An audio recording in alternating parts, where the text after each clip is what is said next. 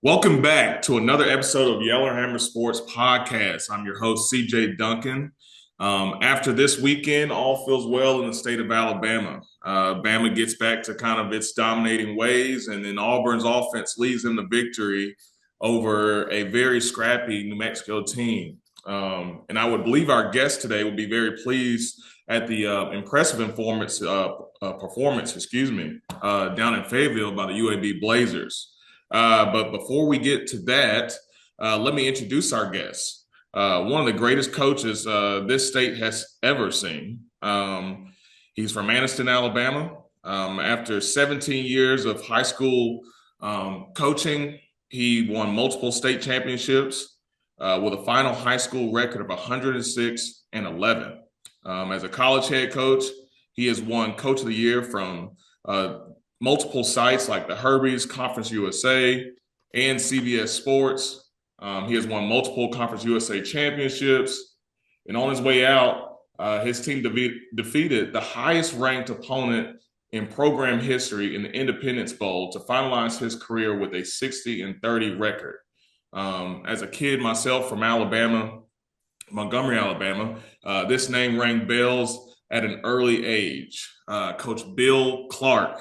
Coach, how are you doing today? I'm good. How you doing? Awesome. Well, we appreciate your time.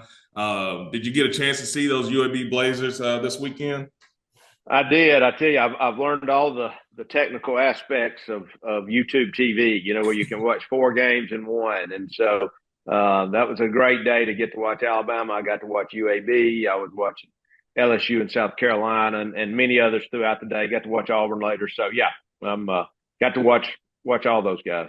Okay, great. Yeah, well, it is it's great to have you here, and we'll just jump right in. So you've been at this coaching thing for a while, and your back injury has been well documented, and I don't know if people know that dates all the way back to high school. But at what point did you know that you wanted to be a coach, that coaching was going to be what your life consisted of? Did the injury and fate kind of lead you in that direction, or did you always know you were going to be a coach? Yeah, so I knew I always knew that's what I wanted to do. My dad was a successful high school coach, and I always tell the story. We had that little house with the one air conditioner in the back room, which is where he watched film. So it was a double whammy, really, of he's in the back, and I want to be hanging out with him, watching film, and there was one air conditioner in the whole house. So that was a great place to hang out. But, when I was 5 or 6 years old, I'm loading the film, going to practice every time I'm became a manager young. And so fast forward, my dream was to be a great player, but I knew I wanted to be a coach. And so, I hurt my back really going into my sophomore year. I played through it, and as you go into college, you've had these guys like Dr. Jimmy Andrews, who you've heard of. I went and saw him my senior year, and he's basically telling me I'm done. And I wasn't ready to be done, but a year later, I was done. Now, the terrible news there became the really good news that I got to start coaching early. So my dad had been out of high school coaching, got back in it. So I got to go start coaching with him when I was 19 years old. It was either be a student coach in college or go coach the O-line. So, I started out being an offensive line coach for him at Asheville High School back in '87. Wow. That's great. And like you said, it was a blessing in disguise in a way. Although, you feel like something that you love is being stripped from you, you still had so much knowledge to give to the game, and you just kind of paid it forward. And I think that's amazing. Well, Coach, everywhere you've gone, you have won, and really have won in a big way. Although every team is different, what's the common denominator there? What are some of your core values that you take to every place that just equates to winning? Yeah, I think expectations. What are my expectations versus what's the expectations there? And I think having been an athletic director, having been at smaller schools and big schools and small colleges all the way up to FBS football, all that together starts with high expectations. So starts with me, and I always tell as a leader, don't ask somebody to do something you're not willing to do and not willing to show that you're willing to do. So it's putting the work in, putting the effort in. So the high expectations start with myself, hold myself accountable. them staff, surrounding yourself with great people who believe what you believe. I don't need to be convincing the staff about work ethic, and it doesn't mean we don't train them, but I want guys that believe what I believe. Then we're going to pass that on to the players. And everywhere I've been, I usually find that these guys, especially those guys, maybe they've been downtrodden, they hadn't won, or the facilities are bad, or whatever that is. So we got to get them to start believing in themselves with really good work. And then you do all those things where they say, well, when coach tells me something, whether it's uniforms or weight room or whatever those things are, nutrition, we're going to find a way to do it. And then you get the belief that goes with these expectations. Yeah. No, I think that's right. I think that is a lot of coaches should follow that blueprint. I do believe that even in my time of playing, when that was established up front, we did see a lot more winning. We did see a lot more development out of guys. So, they say winning isn't everything, but, winning does solve a lot of problems. And it opens up a lot of doors for players, coaches alike. How does it feel that you've had such a great impact on so many guys from high school all the way up to the college ranks, and even coaches that are trying to make the next step in their careers as well? How does it feel that you've had such an impact on all those people? Well, when we talk about winning, we want to win in life. We want to win with our faith and our family and this job that we're going to get. So, we talk a lot about, and that's what I got to see as this kid growing up with a dad. And when we say old school, it was a different time of coaching, but there was no doubt with his players, myself, the tough love was love. That he cared enough about them. The players would come, they didn't have food to eat, they'd be at our house, or we didn't have a lot, but coaches were there, and it was true love and family. And so I think when people know that and they understand that you really care about them, then we're going to see a lot of these results. But we want this winning to go across the board, winning in everything we do. Take what we teach you that you take later in life. And I always tell my guys, I said, if you can't take what we're teaching you later to the next part of your life, then I failed you. As much as we want to win these games. No, I don't like losing. So I expect to win on the field, but I also expect to win in all these other parts of their life. Yeah. Yeah, Coach, I can already tell you probably hate losing more than you like winning. That makes sense when you look at your career record here in high school and in college. So let's dive back into your UAB career. So it wasn't a full year after accepting the job that you were told, hey, this program will be eliminated. Can you kind of take us into what was your first thoughts when you hear this, and what do you do? How do you walk into that locker room and tell the kids that, hey, we no longer have a football program? Well, we all talk about adversity, right? How do we handle adversity till we get real adversity? And so, I always tell folks, who is there when you really need them? Who is there when it counts? And that's who I want to be. I want to be that person when it really gets tough, that I'm still there. I'm still hanging in there. But I say it was not death, to somebody that's really experienced real death with their family members or whatever that is. It was not death, but it was the next closest thing, because we've got players that are going to have to be shipped out across the country who are now trying to find a scholarship, coaches who are literally out of a job. These guys did not have contracts that ran all the way into the summer like most places. Their contract ended in January. Mm-hmm. So it was as bad as it could be. And what was even just as bad really was what had happened. When I got to UAB, they'd won 5 games in 3 years. We had won 6 games, which was a miracle. We got bowl eligible, the excitement, people were coming to games, to get bowl eligible, at a place that only been bowl eligible 2 times. One time in their history to get bowl eligible and then have it shut down was really horrible. Now, kind of like the back injury, it turns into this really great story, but it sure wasn't at first when all that came down. It was bad. Yeah, I could imagine a lot of people just being lost in that moment, right? And they've, in their head, they've already committed to UAB for at least 3 or 4 years. This was going to take them to where they wanted to go, and now all of a sudden they've got to pivot very quickly, and everybody's different. They handle things a lot differently. So you standing up, being kind of a foxhole guy for them, I'm sure paid dividends for a lot of those guys. So now we're talking about 2015. The team gets reinstated, and you now have a football program. I can't imagine what the recruiting process looked like for you. I mean, how difficult was it to now have to go recruit guys and say, hey, guys, I promise you this won't happen again. Right. We're not going to pull the rug from underneath you again. How are you walking into these houses and assuring these mothers and fathers that, hey, listen, this is going to be a stable program from here on out? Yeah, great question. And you put it very well. I think there's a few things here. One, it was exactly that hard. We had no idea what we were going to do. And remember, we had the worst facilities, I truly believe, in America by far. Mm-hmm. So we had built a little locker room on the back of my office complex, which I always call the dentist's office, because I don't know exactly what it was, but that's what it resembled. So we there was a tractor shed in the back we torn down and had built a locker room, believe it or not, on the back. We had those facilities, which were still bad. And so that's what we're recruiting to. Now, here's the great part of the story is the people were fighting.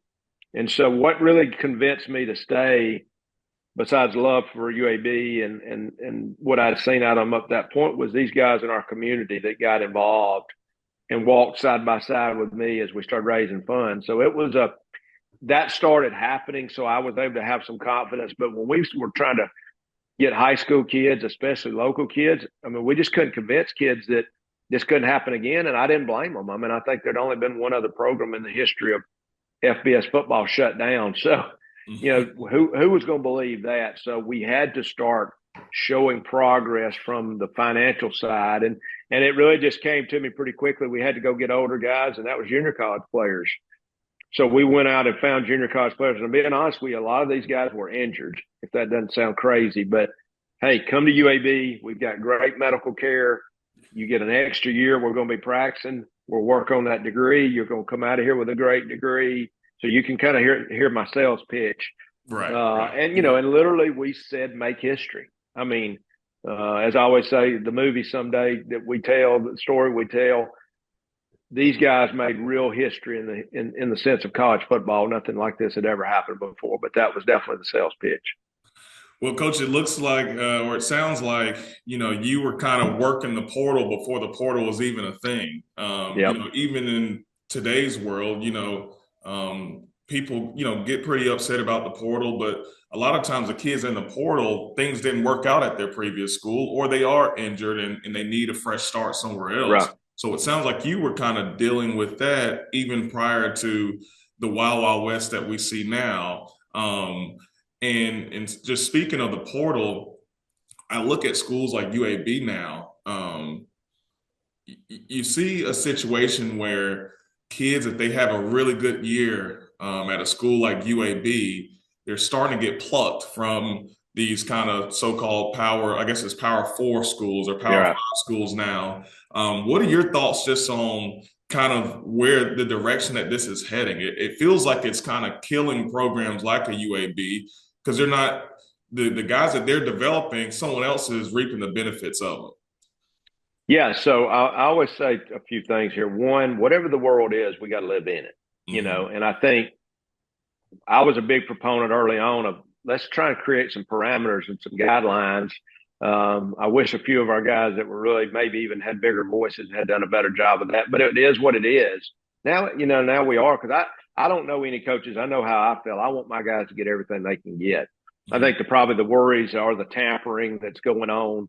Let's just use UAB. Let's say one of the receivers has a great game, and all of a sudden some coach is reaching out to him this week 4, which is not good. It's not, but I think what we had to do at UAB was we had to take guys and assimilate guys from all over. And I mean, California, New York, Arizona, and then of course, Southern guys. I mean, it was a true cross section of America that we had to pull together. And what was also interesting, these guys, I hate to say mercenary because that sounds, but I use that word because when you're a junior college player, you got one job, that's to get out.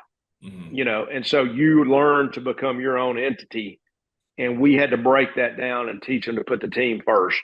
Yeah. So a lot of those things that I think would happen would serve us well today are still there. So I think knowing what your deal is, and of course I was having to raise funds for everything, from the locker room to nutrition or whatever that was. So now we'd be putting a lot more effort into NIL. But I think it's just learning how to do that and handle whatever our rules are. And go with it. So we had to make that decision on junior college, and that was really the basis of our team. Well, I will say this: I'm a Vanderbilt guy and played there from 13 to 17, and I tell you what, we are just now kind of hitting our stride as well. Learning what it looks like to get involved with the portal, get involved with NIL. It took us a little while as well. I mean, I kind of look at Vanderbilt and UAB as very similar schools dealing with similar issues with being just a very academic driven university. Yep. So Coach, after 2015, you finally you put a team together, and I believe y'all won 8 games that year. What was one of your favorite moments of that year and that team? Because, I'm sure you all had to be a close-knit group in order to pull off something like that. I mean, and I know you're sitting right here in front of me, but I would tell anybody else this. I mean, that's got to be one of the greatest coaching jobs I've ever heard of. Just truly impressive what you were able to do there. Well, I think all the stops I had before, whether we were, Prattville, which had not been winning, to South Alabama, where we had not even a program, to Jacksonville State, which is my alma mater, all those things you learn from.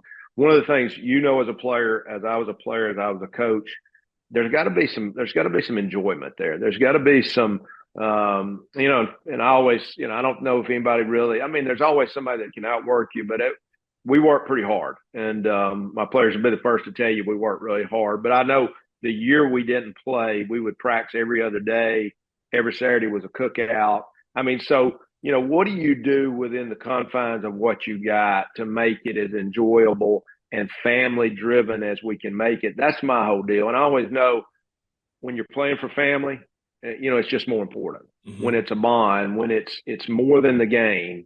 And I think our kids know that, our players know that. So that's what we've got to get across to them. And remember, we brought these guys in from all over the country. So it was everything we could do to bring them together that really year and a half before we played. And so probably favorite moments, I would say, early on in that 17 season, they picked us, 130th out of 130 teams. Obviously, we don't even have a program. And I always tell the story. I said, the great news is they're going, because we had not had a team, everybody's just going to not count that victory. And, that's a joke. Of course, everybody was lining up to see if they could get us on the schedule. And so we had a shirt that said number 130 on the front, and on the back it said, they don't know. They don't know. And they don't know.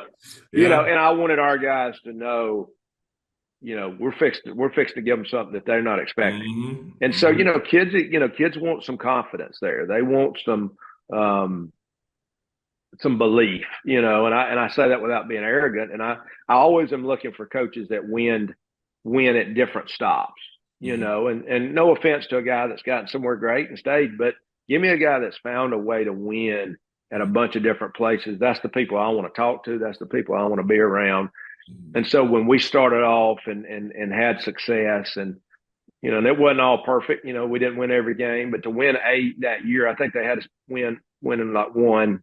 I think it was 1.5, however you can win 1.5, but it was like 1 or 2 games. And so that was just and then to get bowl eligible was just, of course, then there's the next year, win a championship and all that. But it was just that from nothing to being very competitive and winning games was about as good as it gets. Yeah. Like you said earlier, one of 2 teams that have had this happen to them, right? Or university has had this happen where they completely eliminate a program, to getting back to winning ways, or I won't even say winning ways, because this program kind of never seen this. This is all new. This is all foreign. And then you win multiple Conference USA championships. And then you defeat someone like BYU as you're kind of winding down your career. So my question is, you're dealing with your back issue. Do you know going into that season, or maybe even going into the bowl game, that hey, this may be the final run. This may be my final lap here. What were your thoughts throughout that season before you decided, okay, it may be time for me to take a step away?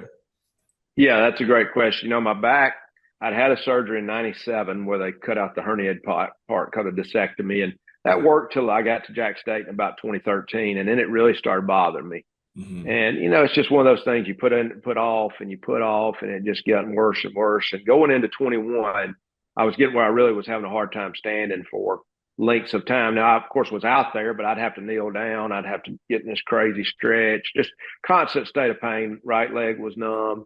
And as the season went on, it just got worse and worse. So I ended up talking to a neurosurgeon at UAB, and he said, well, there's no doubt you're going to have a fusion. And, we're going to have to put 2 brackets in and a spacer. And I just heard some seemingly bad stories about that.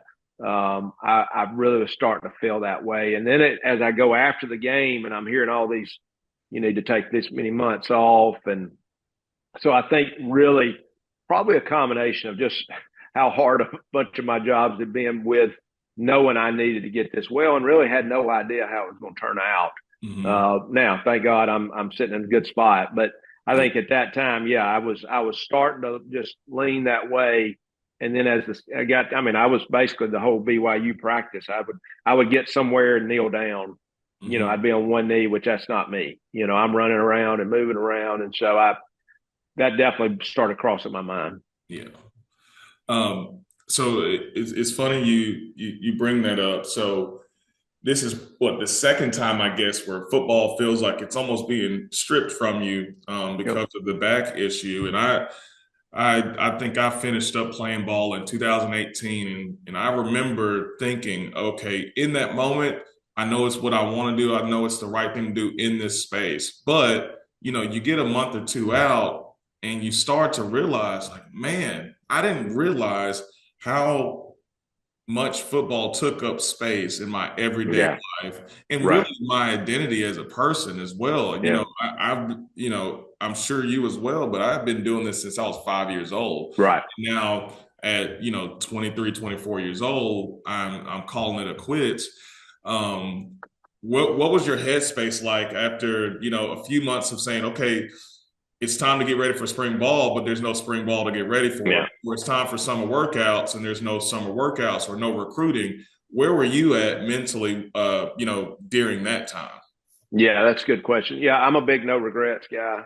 Mm-hmm. And I think I tried to live every day with, I'm going to squeeze every bit of the juice out of this orange that I can squeeze. So I was, usually the first guy at the office, not always the last guy to leave, but I was close. And so it was that in my family, really. I mean, that was all I had ever done. So I think from a missing it 100%, from missing the kids and the coaches and the camaraderie and all that, I think, yes, I think from a mental state of where I was from having hurt all these years to finally getting to catch my breath and feel good, and that's kind of where I started. Once the back started really healing, especially about the 6-month mark, I'm like, okay, so this is what it's like to walk without pain.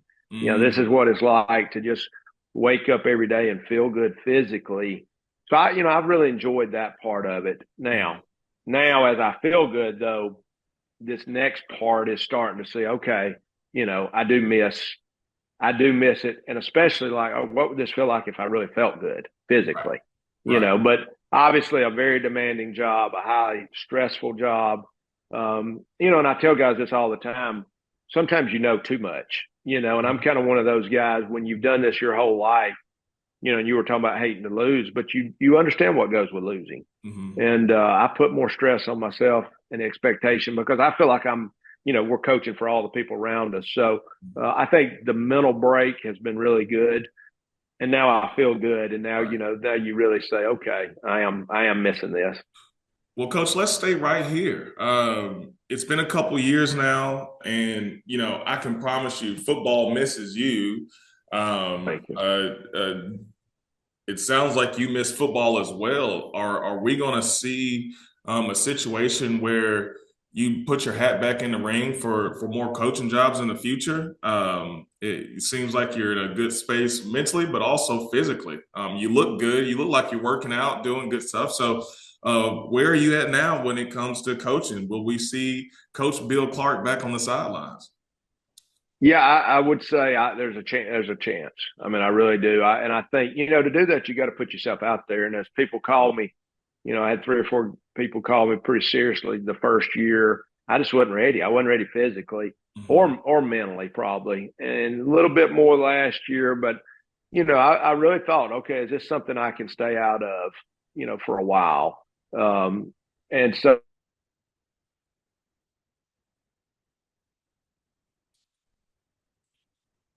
Hold on, Coach. I think we may be muted here. Hold on. Did I go? Oh, am I back? Yeah, you're back with us. Yeah, you're good. Okay. Sorry about that. Yeah. No, so technical difficulties, but I think I am. I'm ready to explore, and I would just say from having some not as good situations, I mean, we could go through our UAB or whatever. When you got to be yoked with your administration equally. And that's what I would look for moving forward. That's what it's got to be. It's got to be somebody that I know and trust. And, maybe there's somebody out there that we can find a good fit, but I'm definitely going to look at it.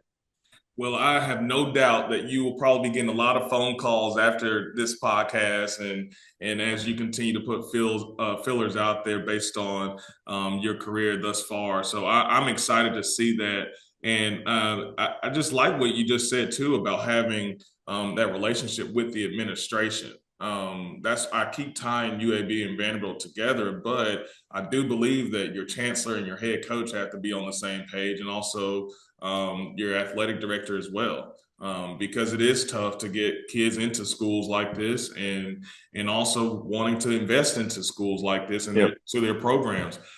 So having a coach that understands that usually is what takes you to the next level when it comes to winning. So, Coach, I really do appreciate your time this morning. We'd love to have you back on at some point, but I look forward to seeing you on that field. I hear you're doing some broadcasting and things like that right now, but you know what? We always see the best version of you out there with that ball cap on and coaching the guys, and you've impacted so many people, and we have this next generation that's going to need that same type of impact. So thank you for coming on this morning. We look forward to seeing you soon. And ladies and gentlemen, that's been the Yellowhammer Sports Podcast this morning. You can find us on all platforms. This will be out on YouTube soon, and we'll see you next week.